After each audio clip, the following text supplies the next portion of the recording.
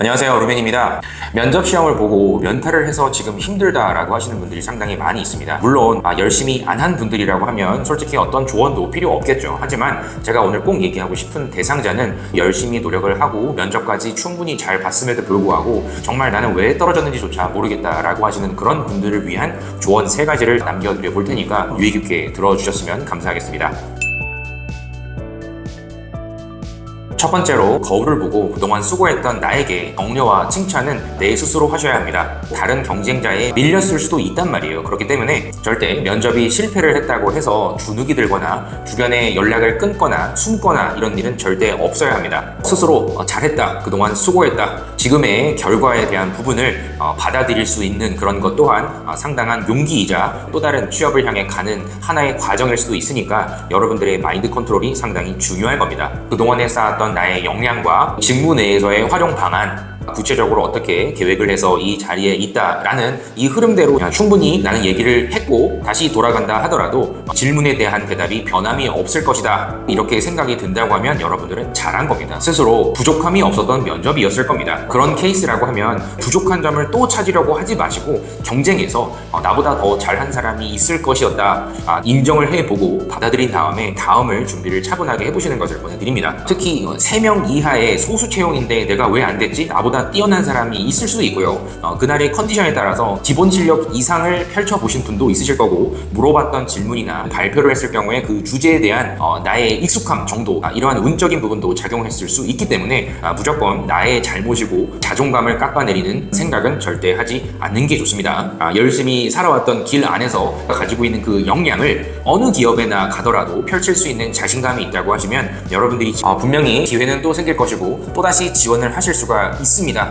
내가 그동안에 살아왔던 길에 대한 자부심을 충분히 가져주시고 기업보다 이러한 나의 자존감이 위에 있어야만 합니다. 그 기업이 아니면 내가 어떻게 되거나 그런 게 절대 아니거든요. 정말 가고 싶은 기업이 있다 할지언정 스스로 작아지시는 일은 없어야 합니다.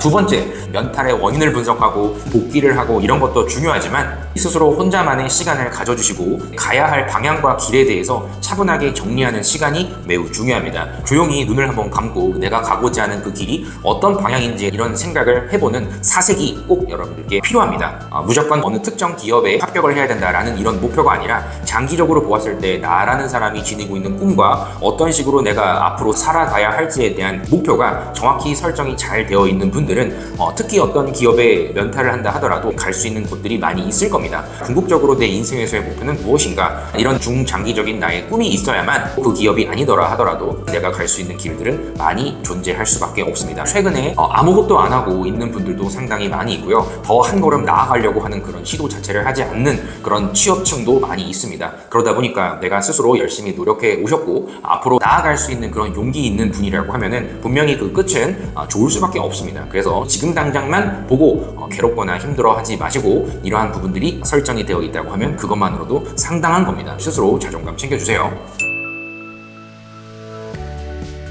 세 번째, 지금의 그 억울함과 여러분들만의 분노가 있을 수 있습니다. 취업이 꼭 아니어도 되니까요. 집중할 수 있는 무언가를 하셔야만 지금의 부정적인 감정을 없앨 수 있습니다. 우울증을 호소하시는 취준생 분들께 제가 권해드리는 것인데요. 하나에 집중해서 몰입을 할 수 있는 무언가를 하시면 할수록 이런 나의 아픔은 치유됩니다. 그래서 시간에 얽매이지 않고 나의 시간이 주어질 수 있는 그런 직군을 선택하셔서 한 3시간, 4시간 정도는 일을 하시면서 나머지 시간에는 취업 준비를 한다거나 아니면 본인의 또 다른 역량 강화를 하거나 이런 분들도 많이 계십니다. 그 중에서도 가장 좋은 거는 지금 다양한 기간제와 수시 채용들도 많이 있습니다. 꼭 여러분들이 목표로 하는 기업이 아니다 하더라도 내가 지원을 해보고 지금 당장 가서도 볼 수 있다 하는 곳에 지원을 하셔서 합격이라는 경험을 해보시는 것이 지금 당장 가장 치유할 수 있는 최고의 처방전이 됩니다. 운이 없어서 떨어진 분들도 분명히 있을 겁니다. 내가 가고자 하는 길의 속도는 다를지언정 공공기관에 취업을 하려고 하시는 분들이라고 하면 나이와 상관없이 언제나 블라인드 채용이기 때문에 가능합니다. 지금 당장의 아픔을 너무 크게 확대 해석해서 아무것도 안 하는 상태가 오래 지속되는 그런 경우는 절대 없어야 하니까요.